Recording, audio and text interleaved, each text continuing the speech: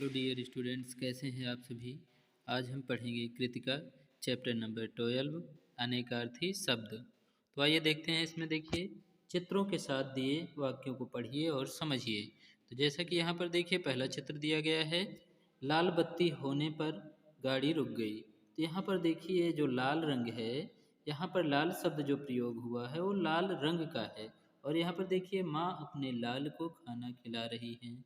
तो यहाँ पर जो लाल शब्द प्रयोग हुआ है उसका अर्थ है पुत्र। या उसके बाद आइए देखते हैं, मदर टेरेसा दयालु प्रकृति की थी, पर्वतों पर प्रकृति की सुंदरता नजर आती है।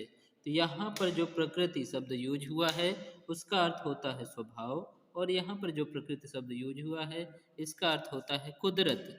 तो ऊपर दिए पहले और दूसरे वाक्य में लाल शब्द दो अलग अलग अर्थों, रंग और बेटा में प्रयोग किए गए हैं।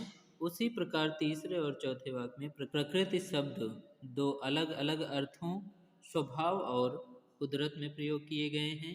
हिंदी भाषा में अनेक ऐसे शब्द हैं जो एक से अधिक अर्थ रखते हैं। ऐसे शब्द जिनके एक से अधिक अर्थ होते हैं अनेकार्थी शब्द कहलाते हैं। तो देखिए, कुछ अनेकार्थी शब्द यहाँ पर दिए गए हैं, जिनमें हार, हार का दो अर्थ यहाँ पर बताया गया है, माला और पराजय। तो देखिए, माने कल कीमती हार खरीदा, प्रतियोगिता में मेरी हार हुई। तो यहाँ पर ये जो हार शब्द है इसका अर्थ है पराजय, और इस हार का अर्थ है माला। दूसरा शब्द है मत। मत का अर्थ क्या है, यहाँ पर देखिए, वोट और मना करना। कल दिल्ली में मतदान होगा, कभी झूठ मत बोलो। इस मत का मतलब है मना करना, और जबकि इस मत का अर्थ है यहाँ पर वोट देना। ऐसे ही यहाँ पर जितने भी शब्द दिए गए हैं हम पढ़ेंगे, और उसके बाद आइए देखते हैं कि हमने इस पाठ के अंतर्गत क्या जाना। आपने क्या जाना, हमने क्या जाना कि ऐसे शब्द जिनके एक से अधिक अर्थ होते हैं अनेकार्थी शब्द कहलाते हैं।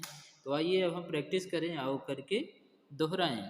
तो देखिए, इसमें मौखिक अभिव्यक्ति में क्या है। तो इसमें देखिए, मौखिक अभिव्यक्ति, पहला प्रश्न है, निम्नलिखित प्रश्नों के उत्तर दीजिए। का अनेकार्थी शब्द किसे कहते हैं। तो यहाँ पर देखिए, इसका आंसर ये हो जाएगा,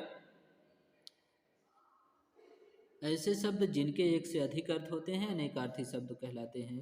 तो इस वाले प्रश्न का आंसर ये हो जाएगा। उसके बाद देखिए, अगला प्रश्न है, कर शब्द के दो भिन्न अर्थ पता करके बताइए।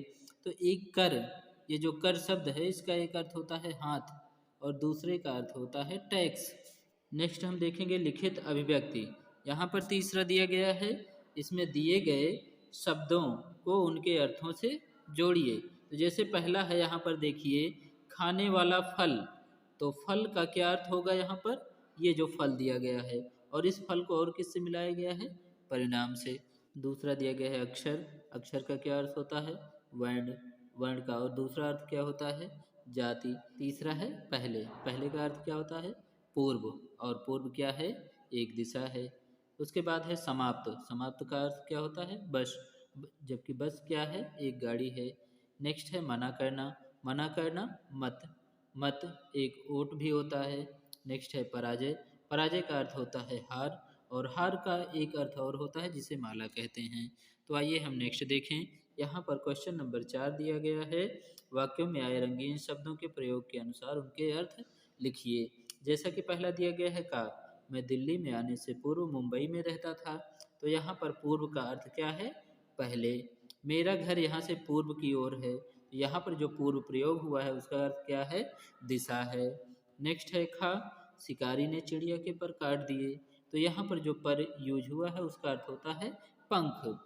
भुवन गरीब है पर कमजोर नहीं। तो यहाँ पर जो पर यूज हुआ है उसका अर्थ है परंतु। ग, बस अब तुम चले जाओ। तो इस बस का यहाँ पर जो यूज हुआ है उसका अर्थ होता है समाप्त। वह बस से दिल्ली आया। तो यहाँ पर जो बस यूज हुआ है उसका अर्थ होता है गाड़ी। तो आइए देखते हैं घा। इस प्रश्न का हल कठिन है। तो यहाँ पर जो हल शब्द यूज हुआ है उसका अर्थ है समाधान। किसान ने हल से खेत जोता। तो यहाँ पर जो हल यूज हुआ है उसका अर्थ है खेत जोतने का यंत्र। नेक्स्ट है ग, राम ने रावण को तीर से मारा। तो यहाँ पर तीर, तीर का अर्थ हो जाएगा बाण, जबकि यहाँ पर है हमने नदी के तीर पर खूब मजे किए। तो यहाँ पर नहीं, यहाँ पर तीर, इस तीर का अर्थ होगा किनारा। तो आइए हम देखते हैं क्वेश्चन नंबर 5। दिए गए शब्दों के दो दो अर्थ लिखिए। जैसे यहाँ पर नाना दिया गया है, नाना का एक अर्थ होता है अनेक, और दूसरा क्या होता है, दूसरा होता है माँ के पिताजी अर्थात नाना जी। नेक्स्ट है आम, आम एक फल है और आम का अर्थ होता है साधारण। और उसके बाद नेक्स्ट है कल, कल का मतलब होता है बीता हुआ कल, और एक कल का अर्थ होता है आने वाला कल। नेक्स्ट है चोटी, चोटी का अर्थ होता है शिखर और गुथे बाल। नेक्स्ट है उत्तर, उत्तर का एक अर्थ होता है दिशा और एक होता है प्रश्न का उत्तर। तो आइए हम देखते हैं नेक्स्ट क्वेश्चन है व्याकरण का खेल। तो आइए इसमें क्या देखते हैं कि जैसे यहाँ पर दिया गया है, दिए गए चित्रों को उनके समान अर्थों के चित्र से जोड़िए। तो जैसा कि यहाँ पर पहला दिया गया है, एक डाल बनी हुई है, इस डाल को यहाँ इससे मैच किया गया है। इसका क्या अर्थ है कि डाल का अर्थ होता है डाल, और एक डाल का अर्थ होता है जैसे पत्र कहीं प्रेषित करना, डालना, बक्से में डालना। नेक्स्ट जो ये हार बना हुआ है ये कैसा है, स्वर्ण है, सोने का है। तो यहाँ पर ये जो बालक है ये सो रहा है, इस अर्थात इसे सोना कहते हैं, इसे भी सोना कहते हैं। ये आभूषण है जबकि ये स्लीप वाला सोना है। नेक्स्ट हम देखेंगे यहाँ पर दिया गया है ये बत्तियां यहाँ पर बनी हुई हैं, तो इससे हम क्या लेंगे, लाल। इस लाल का अर्थ क्या होगा कि ये जो यहाँ पर स्ट्रीट लाइट है, और यहाँ पर ये जो माँ का बच्चा है लाल है, इसे भी वही कहेंगे। तो माँ का पुत्र उसे भी लाल कहा जाता है। जो स्ट्रीट लाइट में लाइटें लगी होती हैं वहाँ पर जो लाल लाइट होती है वो भी, उसे भी लाल कहा जाता है। तो यहाँ पर ये जो कीड़ा बना हुआ है इसे पतंग से मैच करेंगे। क्यों मैच करेंगे, क्योंकि पतंग का एक अर्थ ये कीड़ा भी होता है। Thank you dear students.